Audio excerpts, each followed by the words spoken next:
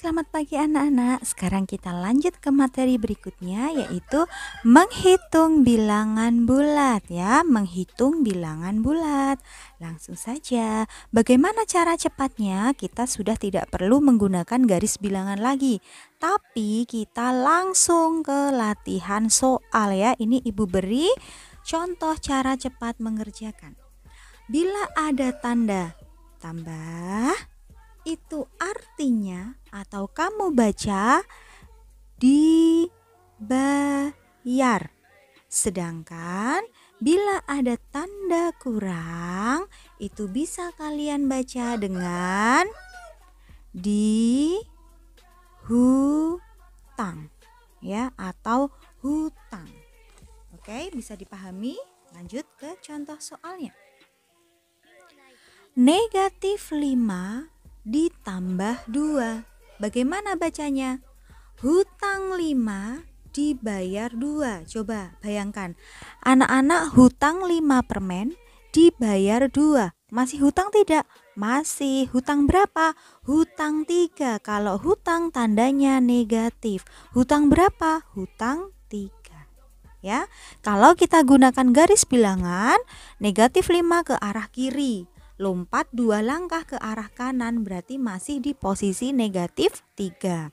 Tapi kalau kita tidak menggunakan garis bilangan, langsung saja hutang 5 dibayar 2, artinya anak-anak masih hutang. Hutang berapa? Hutang 3.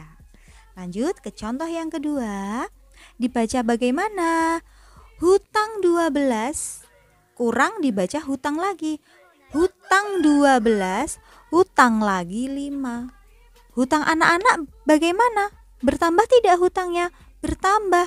Karena hutangnya bertambah, kita beri tanda hutang dulu.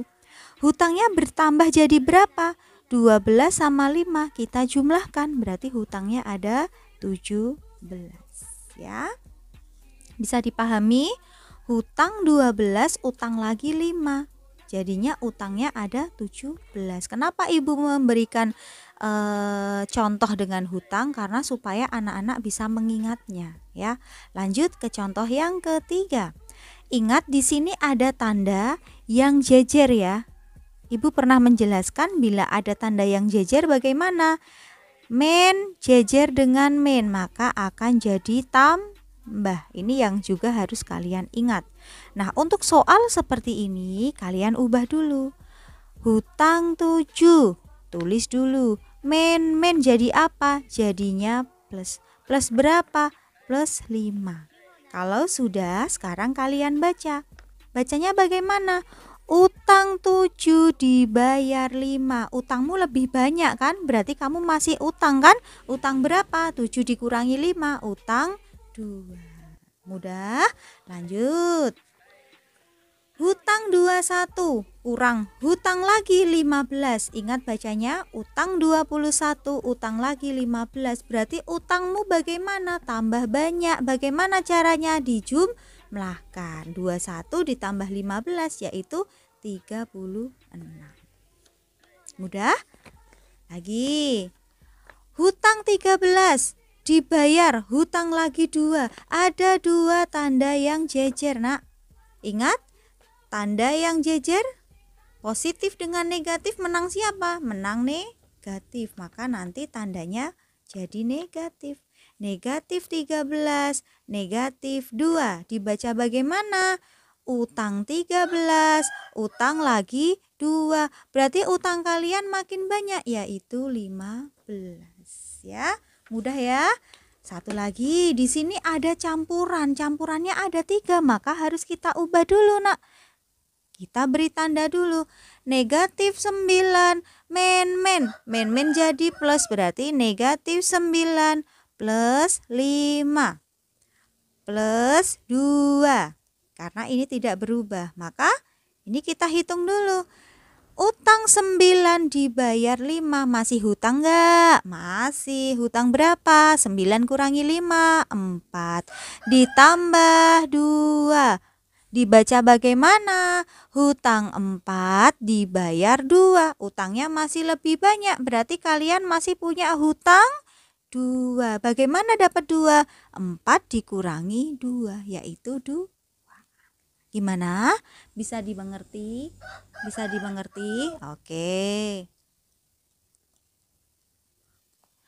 Lanjut. Nah, di sini ada yang contoh seperti tadi ya. Ini anak-anak perlu hati-hati mengerjakannya. Intinya bila ada model soal seperti ini harus kalian apa dulu? Ubah. Oke, kita ubah dulu ya.